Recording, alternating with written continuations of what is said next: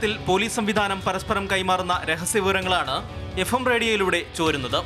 FM റേഡിയോയിലെ 76.10 megahertz ഫ്രീക്വൻസിയിലൂടെയാണ് wireless വിവരങ്ങൾ ചോരുന്നത്.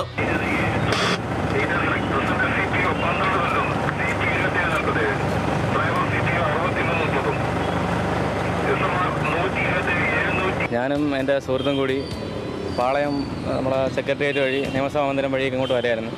അപ്പോൾ FM വണ്ടിയിലിട്ടായിരുന്നു. അപ്പോൾ ഇട്ടപ്പോൾ പോലീസ് കൺട്രോൾ റൂമിൽ നമ്മളെ വയർലെസ്സിൻ്റെ മെസ്സേജുകളെല്ലാം ഇങ്ങനെ FM വഴി കേട്ടുകൊണ്ടിരിക്കുന്നു. എന്തൊക്കെയോ സുരക്ഷ ഒരുക്കുന്ന കേസ്, കുറേ 2-3 പയ്യന്മാരെയൊക്കെ ഇവിടെ ആക്സിഡൻറ്റ് പറ്റിയ കേസ്, ബൈക്ക് നിർത്താതെ പോയ കേസ്, മഞ്ഞ ഷർട്ടിട്ട കാരൊക്കെ പോയ കേസ് എന്നൊക്കെ പറയുന്ന കേട്ട്. അങ്ങനെ ഞാൻ ഫ്രണ്ടിനോട് പറഞ്ഞു, രഹസ്യമായി സൂക്ഷിക്കേണ്ട ഈ വിവരങ്ങൾ പരസ്യമായി നമുക്ക് കാറിൽ പോകുന്നവർക്കും വീട്ടിലിരിക്കുന്നവർക്കൊക്കെ കേൾക്കുക എന്ന് പറയുന്നത് വളരെ ഗുരുതരമായ ഒരു വീഴ്ചയാണ്.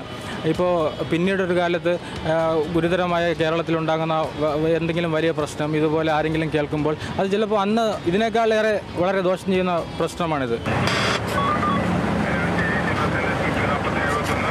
വയർലെസ് സംവിധാനം ചോരുന്നത് ഗുരുതരമായ വീഴ്ചയാണെന്നും അടിയന്തരമായി നടപടിയെടുക്കുമെന്നും city police commissioner Spurgeon Kumar Mathrubhumi ന്യൂസിനോട് പറഞ്ഞു.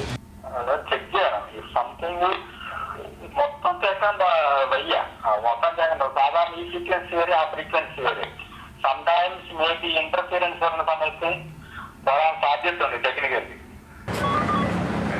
സുരക്ഷാ കാര്യങ്ങൾ ഉൾപ്പെടെ വിലയിരുത്തപ്പെടുന്ന പോലീസിന്റെ വയർലെസ് സംവിധാനങ്ങൾ ചോരുന്നത് ഗുരുതരമായ വീഴ്ചയാണ്. 2 മാസം മുമ്പ് സിറ്റി പോലീസ് കമ്മീഷണറുടെ വയർലെസ് സംവിധാനത്തിൽ നിന്നും ഒരു കുട്ടിയുടെ ശബ്ദം കൺട്രോൾ റൂമിൽ ലഭിച്ചത് വാർത്തയായിരുന്നു.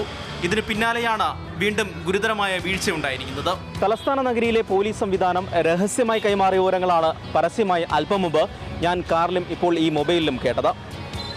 ആരെങ്കിലുമൊക്കെ ഇത് ദുരുപയോഗം ചെയ്യുന്നതിന് മുമ്പ് അടിയന്തരമായി ഈ പഴി തടയ്ക്കണം. ക്യാമറാമാൻ പ്രേമശശിക്കൊപ്പം ഹിജാസ് അഹമ്മദ്, മാതൃഭൂമി ന്യൂസ്, തിരുവനന്തപുരം.